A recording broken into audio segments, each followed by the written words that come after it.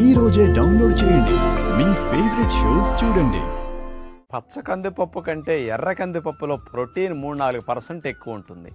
అలాంటి red కందిపప్పుతో veg dosa మేగడతో టేస్టీగా పోషకాలు ఉండే విధంగా ఎలా చేసుకోవాలి రేపటి వంటల ఎపిసోడ్లో. స్ట్రెస్ అండ్ యాంగ్జైటీని తగ్గించడానికి ఏ ఆయిల్ వాసన చూస్తే ఎక్కువ ఉపయోగం ఉంటుంది, ఏ పొడి లోపల పాలల్లో కలుపుకు త్రాగితే మీకు హ్యాపీ హార్మోన్స్ని పెంచి స్ట్రెస్ హార్మోన్స్ తగ్గిస్తాయి, ఇవి రేపు హెల్త్ టిప్పులో తప్పక తెలుసుకోండి. తొంటి జాయింట్ బాగా బిగుసుకుపోయి ఇబ్బంది పడేవారికి మంచం మీదే ఉండి సులభంగా మీ చేతులతో మీరు కదుపుకునే వ్యాయామాలేవో రేపు యోగాలో మీ కొరకు.